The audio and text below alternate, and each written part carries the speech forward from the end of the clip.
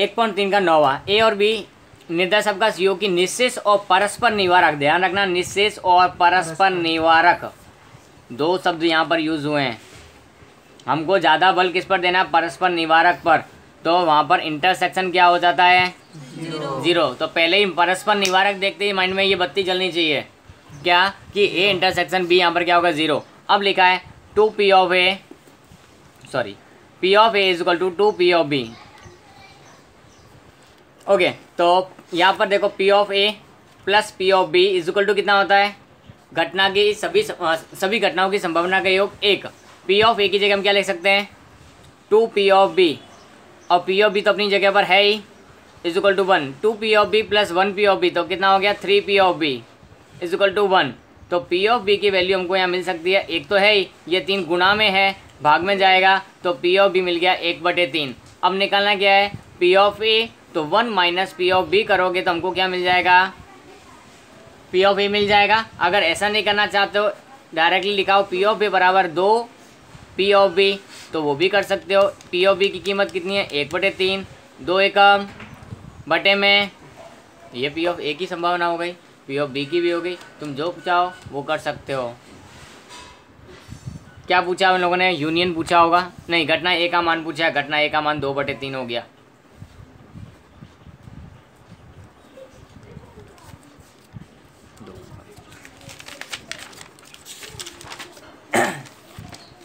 Next question, question number 10, 1.3 का 10वां। देखो यहाँ पर भी लिखा परस्पर निवारक और निःशेष घटनाएं। परस्पर निवारक का मतलब पता चल गया होगा, ए इंटरसेक्शन बी इंटरसेक्शन अगर कोई और भी होगा सी, तो वो भी क्या हो जाएगा, साथ में 0। देखो अब इन्फॉर्मेशन दी हमको 4 पी ऑफ ए बराबर 5 पी ऑफ बी बराबर 3 पी ऑफ सी, आगे कुछ नहीं बोला, और हमको पूछा है क्या, ए यूनियन सी। उदाहरण 26 के जैसा ही हमारा है, ये पी बी यूनियन सी, ठीक है। तो मानना पड़ेगा यहाँ हमको। तो पहले तो देख लो P of A plus P of B plus घटना, सभी घटनाओं की संभावना योग कितना होता है, 1। ये हमको ध्यान में रखना है। अब हमको कोई भी एक बनाना पड़ेगा, इनको कोई भी एक बनाना पड़ेगा। तो कैसे बनाएंगे, तो देखो 4 पी ऑफ ए, इसकी तुलना करता हूँ मैं इसके साथ में 5 पी ऑफ बी के साथ। फिर देखना इधर 4 पी ऑफ ए, अब इसकी मैं तुलना करूँगा किसके साथ, सी के साथ, तो 3 पी ऑफ सी, ठीक है। अब इनकी तुलना जब हम कर रहे हैं तो हमको क्या ध्यान रखना है कि कोई भी एक आना चाहिए, या तो ए या फिर बी। देखो अब ए हमारे यहाँ पर आ सकता है कैसे, तो 4/5 गुणा में कहाँ चला जाएगा, भाग में, तो पी ऑफ ए बराबर क्या बचा, पी ऑफ बी बचा है। तो ये हमारा समीकरण 1 हो गया।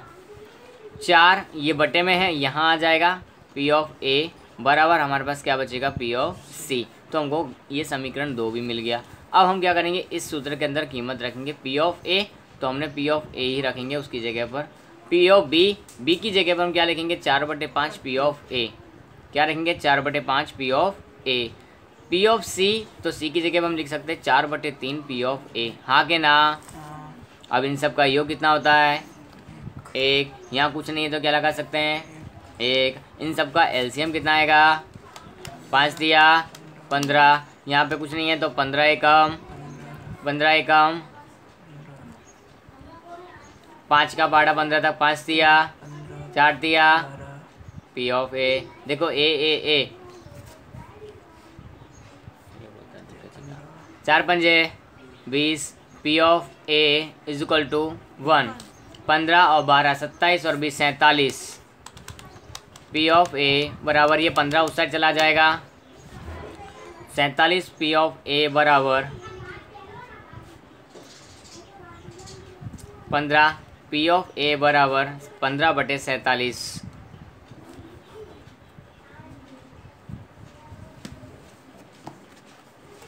ओके, अब हमको क्या करना है, पी ऑफ बी और पी ऑफ सी पहले निकालना है, उसके बाद हमारे ये संभावनाओं को निकाल सकते हैं। नेक्स्ट अब क्या करेंगे, देखो पी ऑफ बी निकालेंगे पहले। तो पी ऑफ बी का तो हमको देखो लिखा हुआ है कि 4/5 पी ए करेंगे हम। क्या पी ऑफ बी की जगह 4/5 पी ऑफ ए हम जब करेंगे तो हमको क्या मिल जाएगा, पी ऑफ बी मिल जाएगा। लिखा देखो पी ऑफ बी का सूत्र क्या लिखा है, 4/5 पी ऑफ ए।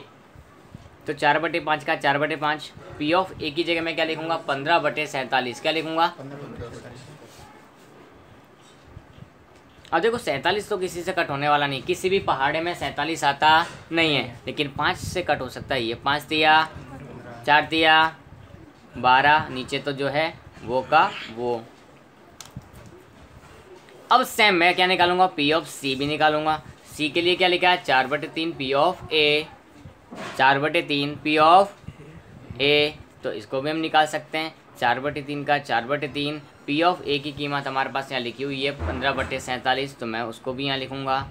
अब देखो 47 तो कट नहीं सकता, लेकिन 3 कट सकता है। 3 एकम 3, 3 पंजे 15, 4 पंजे बटे 47। तो ये हमको डायरेक्टली पी ऑफ सी मिल गया और पी ऑफ बी भी मिल गया। अब हमारे पास सब है। हमको पूछा क्या था, P of A union C. तो ए यूनियन सी का मतलब होता है P of A plus P of C.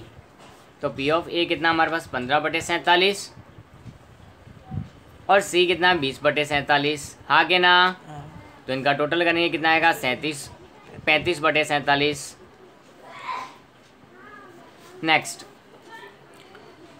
B union C. तो पी ऑफ बी और पी ऑफ सी इन दोनों को हम यहाँ प्लस करेंगे। बी की कीमत कितनी है, 12/47 प्लस सी की कीमत कितनी है, 20/47। तो 32/47 इसका हमारा आंसर हो जाएगा।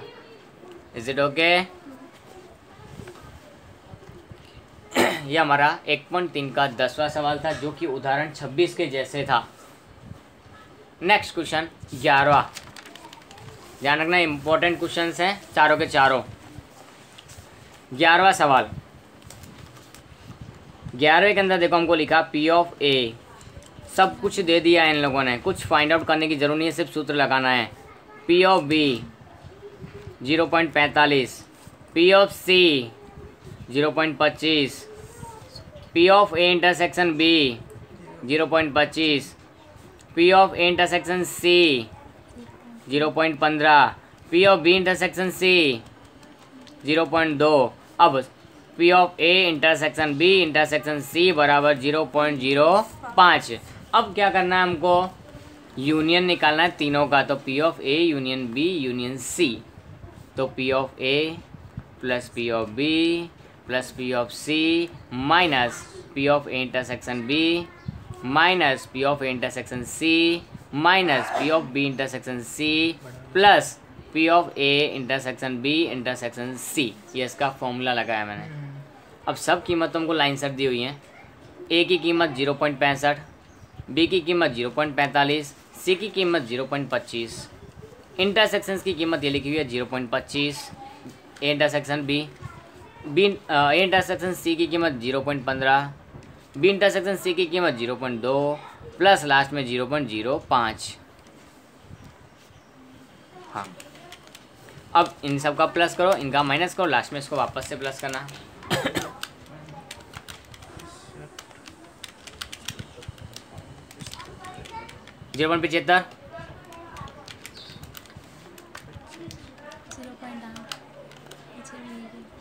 जीरो 0.8 हमारे पास है, हमारे पास आंसर आएगा, वो ध्यान रखना है।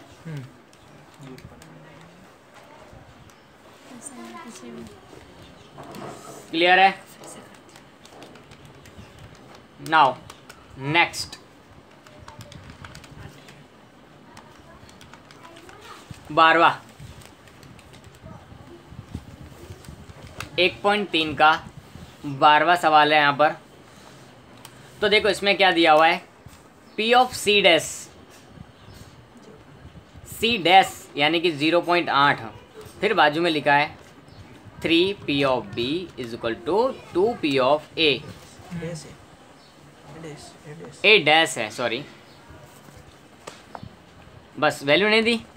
ओके, वैल्यू नहीं दिया आगे तो वो नहीं लिखनी है। तो इतना दिया हमको, निकालना है पी ऑफ ए और पी ऑफ बी। घटना कैसी है पहले देख लो, परस्पर निवारक बोला है।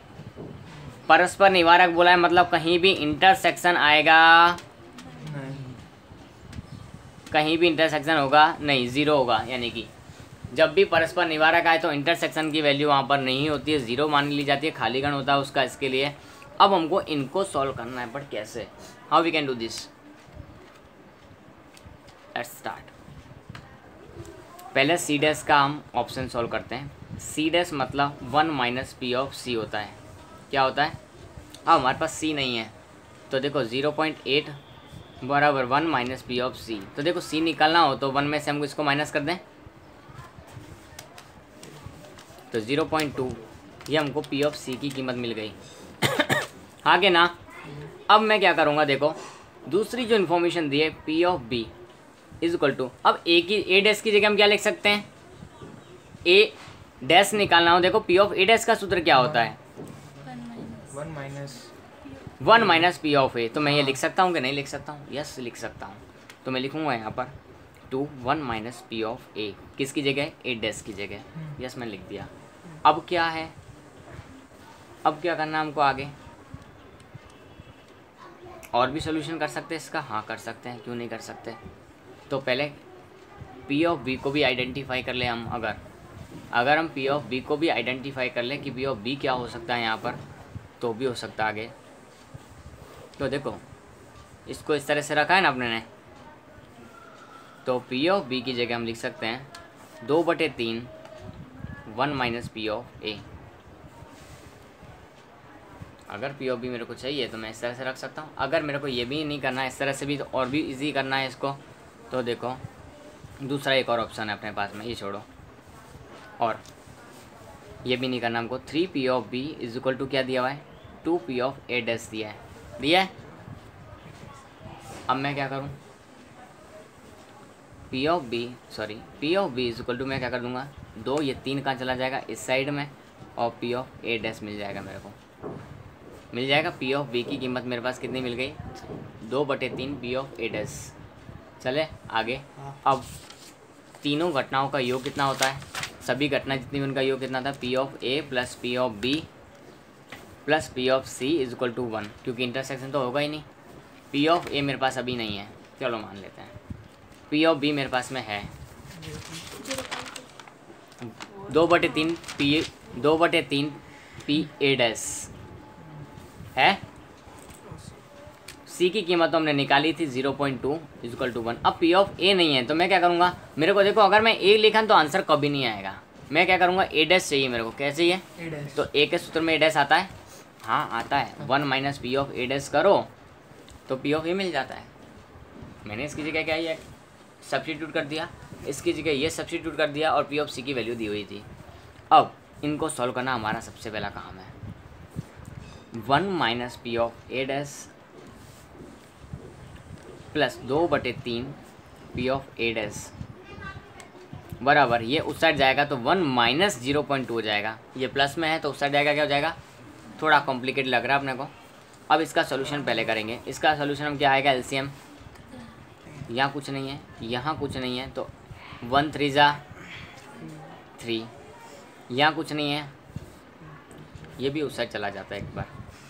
चलो कोई बात नहीं, यहाँ पर क्या हो जाएगा इसका सॉल्यूशन, अब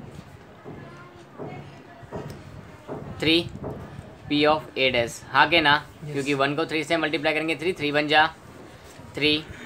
अब यहाँ तो 3 से 3 कट हो जाएगा, तो बचेगा इतना 2 P of A dash is equal to 1 minus, इसको करेंगे सोल्यूशन तो 0.8 आ जाएगा। क्लियर।